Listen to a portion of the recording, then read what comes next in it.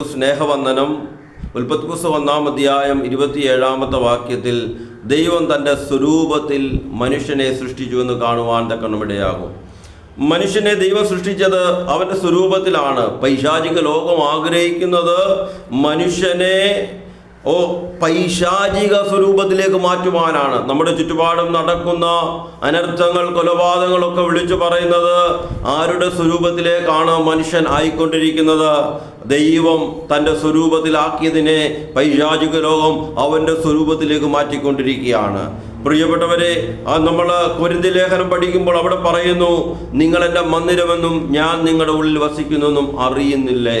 ഈ വചനങ്ങളൊക്കെ നമ്മൾ പഠിക്കുന്നവരാ, ഈ വചനങ്ങളൊക്കെ നമ്മൾ കേൾക്കുന്നവരാ. ഞാൻ ഇപ്രകാരം ഒരു കഥ കേട്ടിട്ടുണ്ട്. ഒരു മനുഷ്യൻ ഒരു ഡോക്ടറെ കാണാൻ പോയി. അദ്ദേഹത്തിന് അതിയായ വയറുവേദന. അന്നേരം ഡോക്ടർ അദ്ദേഹത്തെ നോക്കിയിട്ട് ഈ വയറുവേദനയെക്കുറിച്ച് ക്ലാസ് എടുത്തുകൊണ്ടിരിക്കുക. എത്ര ടൈപ്പ് വയറുവേദനയുണ്ട്, എങ്ങനെയാണ് ഇങ്ങനെ ക്ലാസ്? 1 മണിക്കൂർ വയറുവേദനയെക്കുറിച്ച് ക്ലാസ് എടുത്തിട്ട് കാര്യമുണ്ടോ? ഇല്ല. ഹാലിൽ അദ്ദേഹത്തിന് കൊടുക്കേണ്ട ആ വയറുവേദനയുടെ മെഡിസിൻ കൊടുക്കുക എന്നതാണ്. അതുപോലെയാണ് നമ്മൾ വിശ്വാസത്തെക്കുറിച്ച് ഘോരം പ്രസംഗം കേൾക്കുന്നു, എന്നാൽ വിശ്വാസത്തിൻ്റെ സ്റ്റെപ്പുകൾ വെക്കുന്നില്ല. ദൈവം നമ്മുടെ ഉള്ളിലുണ്ടെന്ന് നമ്മൾ പറയുമ്പോഴും ദൈവത്തിൻ്റെ സ്വരൂപവും സാദൃശ്യത്തിലുള്ള ആ പ്രവൃത്തികൾ നമ്മളിൽ നിന്ന് പുറത്തു വരുന്നില്ല.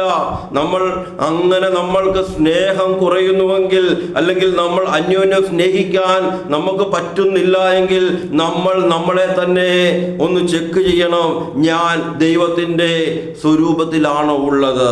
എൻ്റെ ഉള്ളിൽ ദൈവം വസിക്കുന്നുണ്ടോ? ഹല്ലേലൂയ. പ്രിയപ്പെട്ടവരെ, എൻ്റെ ജീവിതത്തിൽ ഉണ്ടായ എൻകൗണ്ടറുകളെ കുറിച്ച് ഞാൻ ഓരോ എപ്പിസോഡുകളും ഞാൻ പറഞ്ഞുകൊണ്ടിരിക്കുക.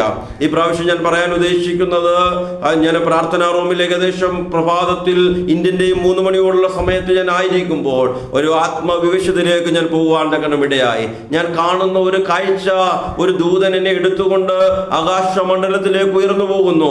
ഞാനൊരു ഹല്ലേലൂയ, ഒരു തൂവൽ പറന്നു പോകുന്നത് പോലെ എൻ്റെ ശരീരമായി തീരുവാൻ തക്കണമിടയായി. പെട്ടെന്ന് ഞാൻ എൻ്റെ കണ്ണു തുറന്നപ്പോൾ ഹല്ലേലൂയ, എൻ്റെ ആത്മാവ് എൻ്റെ ശരീരത്തിലേക്ക് ഇടിച്ചു കയറുന്ന ഒരു അനുഭവം എനിക്കുണ്ടായി. ഹല്ലേലൂയ. ഇത് അതിശയോക്തിയല്ല ഞാൻ ഈ എൻകൗണ്ടറുകൾ പറയുന്നത്. നിങ്ങൾ ഇതിന് പരിശ്രമിക്കണം. ഇങ്ങനെയുള്ള കാര്യങ്ങളുണ്ട്.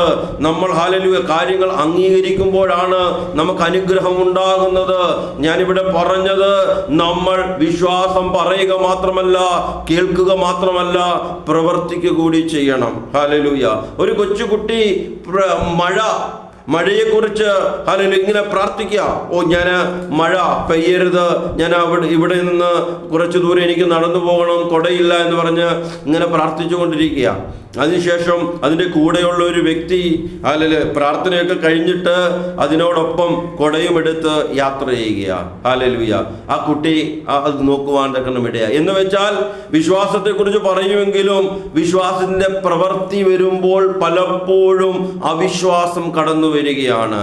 ഇന്നത്തെ ഈ തലമുറയിൽ, ഇന്നത്തെ ഈ കാലഘട്ടത്തിൽ വിശ്വാസം പഠിപ്പിക്കുക മാത്രമല്ല, വിശ്വാസം അത് പ്രവൃത്തിയിൽ കാണിച്ചു കൊടുക്കുവാൻ തക്കണമിടയാകണം. ഈ വചനങ്ങളാൽ ദൈവം നമ്മളെ അനുഗ്രഹിക്കട്ടെ.